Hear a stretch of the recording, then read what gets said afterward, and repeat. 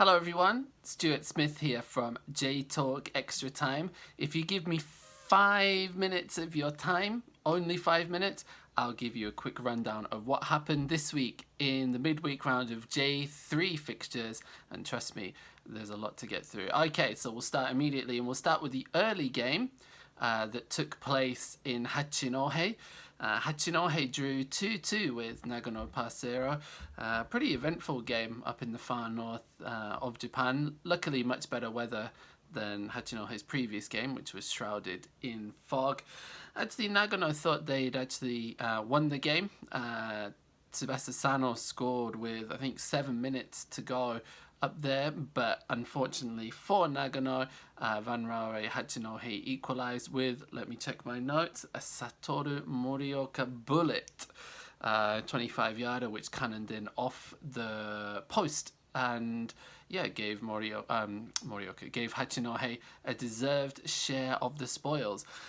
In another early game, in Numazu, Grulla Morioka, Iwate Grulla Morioka made it 2 wins in the last 2 games as they ran out 2-1 winners in Numazu. It was 0-0 at the break, but 2 second half goals, the first from Yuki Ogaki and the second one from Hiroki Kotani, both not very good defending, I think it's fair to say. And Morioka held on despite Ryo Watanabe's injury time goal, giving them a few causes for concern, but 2 back-to-back wins for Yutaka Akita and their upwardly mobile Grulla Morioka side. Just a quick note, their kit looks much better when they have black shorts as opposed to the all-white version that they have been known to wear at times this season.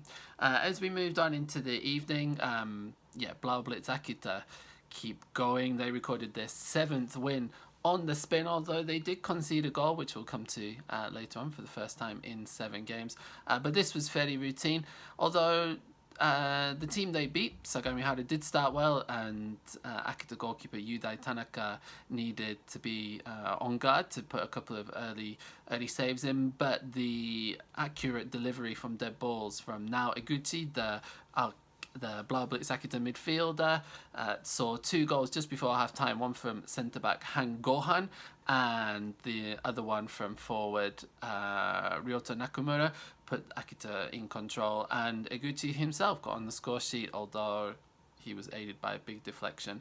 Akita conceded their first goal of the year, and it came in the 3rd minute of additional time, if I remember correctly. Sagamihara forward Kohei Mishima going through on goal and slotting past Yudai Tanaka. So a goal conceded, but Akita cruising at the top of the league. They'll face YSCC next, and YSCC came from behind to beat Fukushima United in their game in Yokohama. Ismaila, the Nigerian forward, gave Fukushima United the lead after 5 minutes, but that was equalised after a sloppy back pass was capitalised on by Takumi Miyamoto. YSCC left it late. Yuta Sato striking in the 91st minute to give Yuki Staufsman a come from behind victory.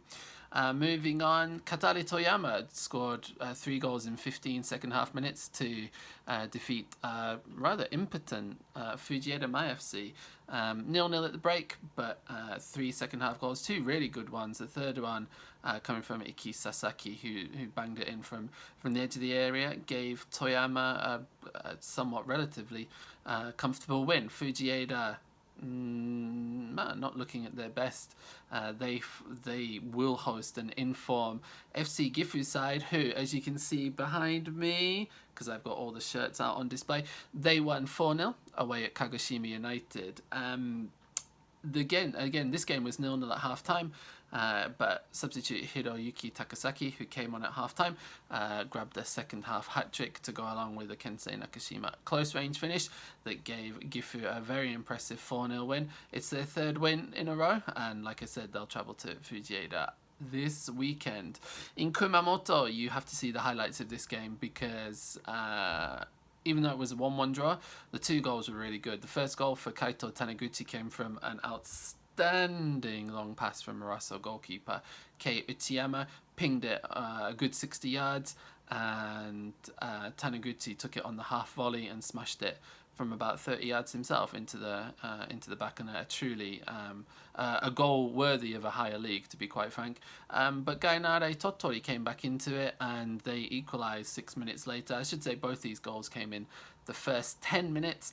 And yeah, it was a brilliant team move that was finished off by the rapidly improving Yuya Taguchi, who turned in the area and put past Uchiyama. That was second versus third at the start of the night, and those two teams sharing the spoils. The final two games involved the Osaka under-23 teams. The Gamba side of Osaka lost 2-0 at home to Imabari. A penalty and a Takuma Sonoda header did for them, and Cerezo Osaka came from behind after an Ahn Joon-soo howler who scored? Kentaro Shigematsu blocked an attempted clearance from Ahn Joon-soo. That put Kamitamaro Sanaki 1-0 up. They looked like they were going to get their first win, but a penalty from Fujio, I think, that was given for handball.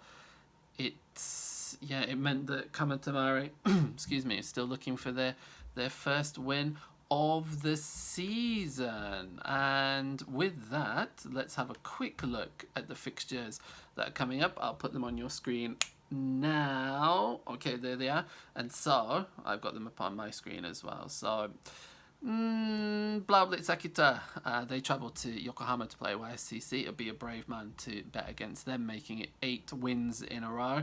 I mentioned that Gifu are travelling to Fujieda, and Nagano Pasero hosting Gamba under 23. Morioka have a decent chance to make it 3 wins from 3 when they host Cerezo Osaka under 23. Kamitamaro Sanaki will look to get off the mark this year as they host Azul Claro Numazu, while Roasso Kumamoto host Fukushima United. There you are, a little longer than 5 minutes, but hey, it is what it is. Thank you to everyone who watches these. Thank you to all the patrons who support J-Talk Podcast and J-Talk Extra Time. Look out for more content coming soon. Until then, see you then.